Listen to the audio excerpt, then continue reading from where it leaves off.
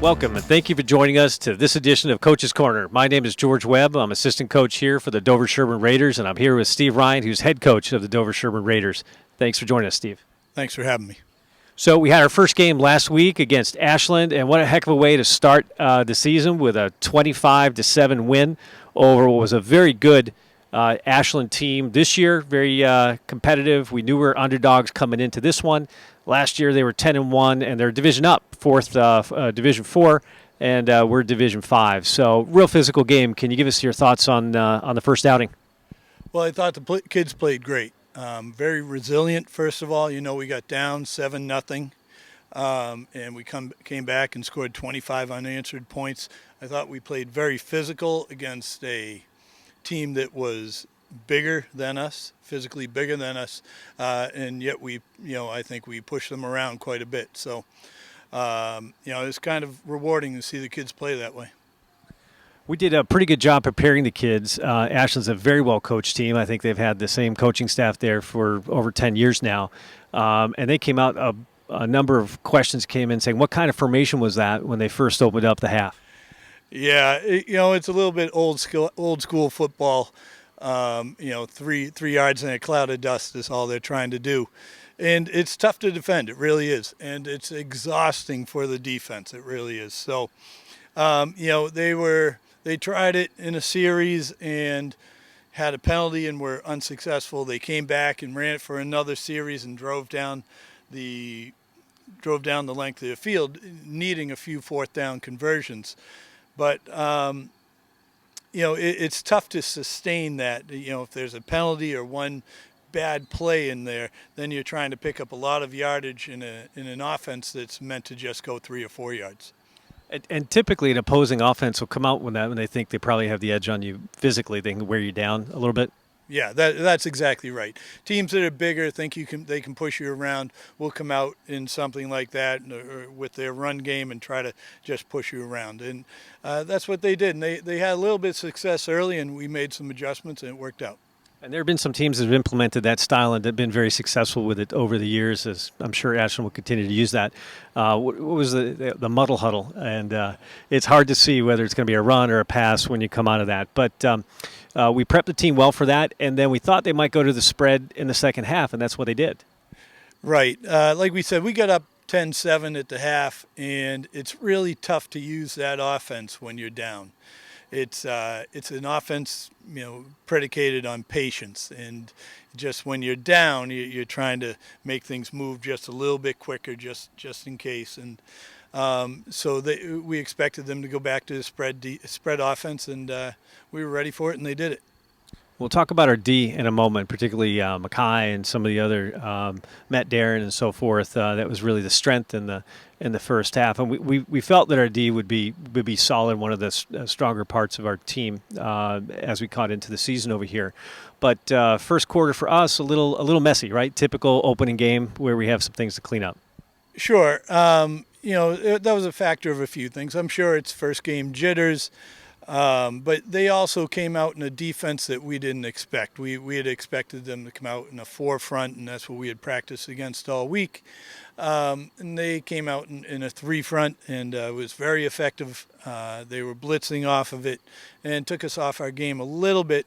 We had to make just a few slight adjustments and, caught them, overreacting to some of our plays, and it worked out well for us.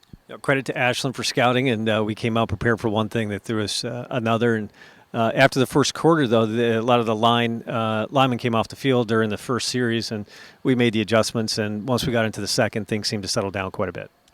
Right. When we got in at halftime, we were able to draw it up on the board and show exactly what they were doing and what we try to do against that. So the kids responded great. Good, smart line play.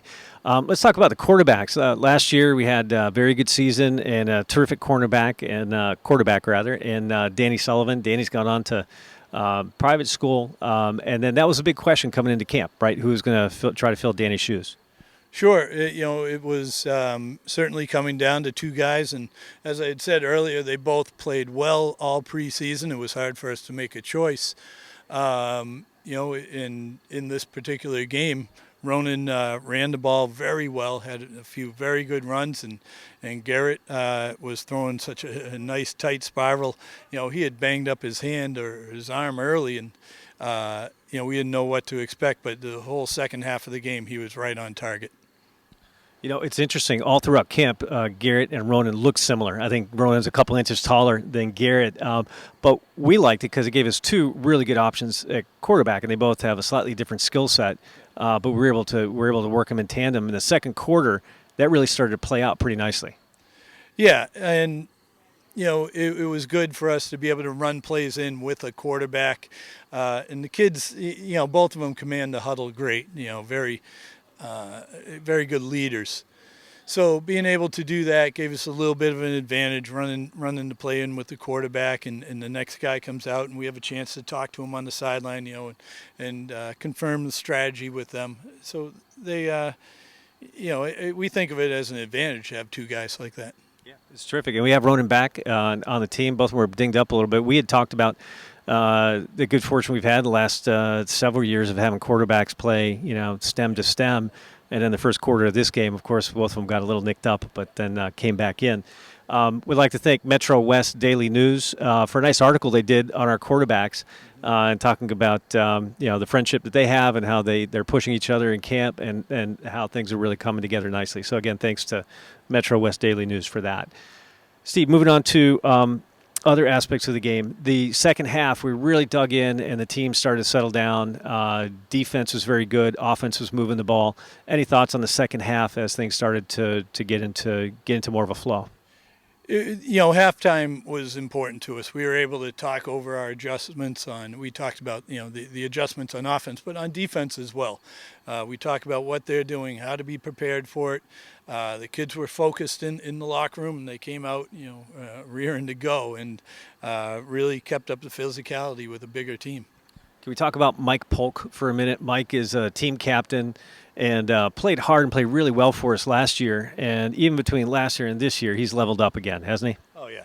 Yeah, he's in a new position, two new positions this year, and he was exceptional at both of them. He's playing fullback for us, and he's got great eyesight, a great vision to pick out the holes. And on defense, we have him back at safety, and he fills the alley as well as anybody we've had. He plays with good chip and good intensity, both running it and especially on D. Yeah. He's got a good head on his shoulders. He's ready to play football.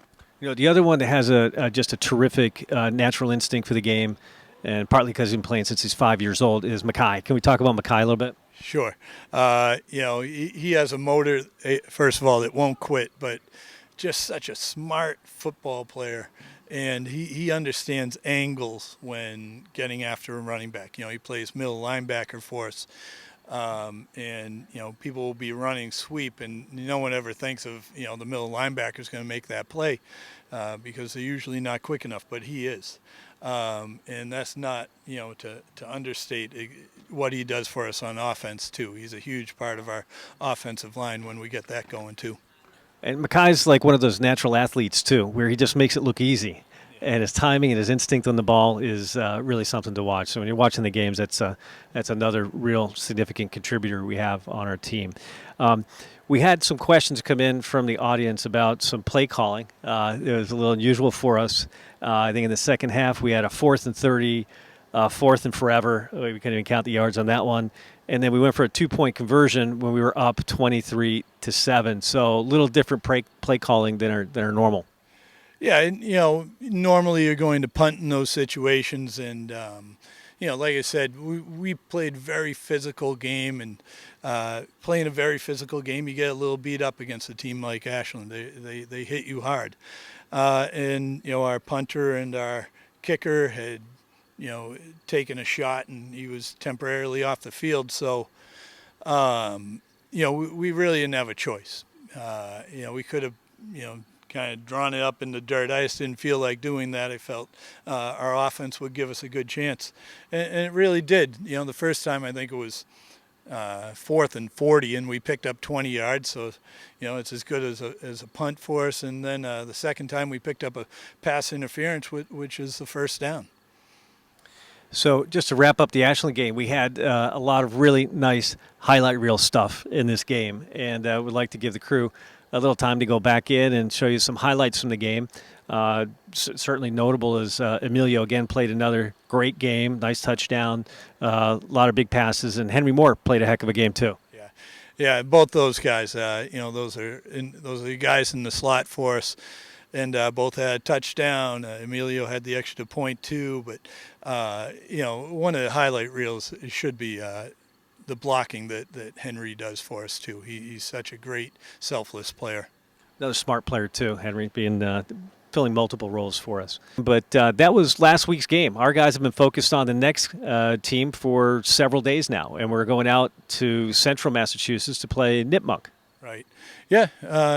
We played Friday night, beat Ashland, and Saturday morning we got in the gym and we were watching films of Nipmuc. So we're ready to go against those guys. They're always a tough team and good football players. Maybe you can share with us what we picked up in some of the pregame prep and what we should be looking for. Yeah, defensively they're going to give us the same look that Ashland actually did give us. That's what we expect anyway. And offensively, they're a run-heavy team. A good quarterback and a good running back, and we just have to be ready for anything they want to do. Always tough kids, well coached. Any special preparation we're doing for our team, not to give the enemy too much insight, but have we done anything after a big game, particularly after a win like Ashland, biggest non-division game win we've had in a long time? How do you get the team back up to play the next game? Right. It's always you try to focus on yourself and doing the right things. And, as I said, coming out in the Ashland game where they threw a look at us that we weren't expecting, we just had to focus on ourselves and make sure that we're doing the right thing. And when you start doing that, it's tough for anybody to beat you. So we'll be ready for it. That's a Saturday game. And it's away at 1 o'clock at Nipmuc. And what town is Nipmuc in? It's Upton-Mendon. Upton-Mendon. We would encourage all the students and family and friends to make the trip, though. The 12th man was out in force on Friday night, and it makes a big difference in giving energy to the team. They really appreciate the support. The away games are a little tougher. This one's a little further out, but having a crowd out there to cheer on the team certainly helps with the 12th man. So thanks again for joining us for this edition of Coach's Corner. Steve, do you have any final thoughts before we wrap up? No, I just want to commend the players for how hard they played, and you mentioned the 12th man. Those guys are great all the time. It's great to have them out there. It makes it enjoyable for us. So thanks for all the fan support, and please send us in your questions. You can look at the email address on the bottom of your screen. We read those, and we'll be sure to ask Coach Ryan or any other members of the staff any questions you might have. And next week, we're going to start interviewing some of the players so you can start to get to know some of the players that we're talking about and are giving us some nice highlight reel material. Thanks again for joining us, and we'll see you next week on Coach's Corner.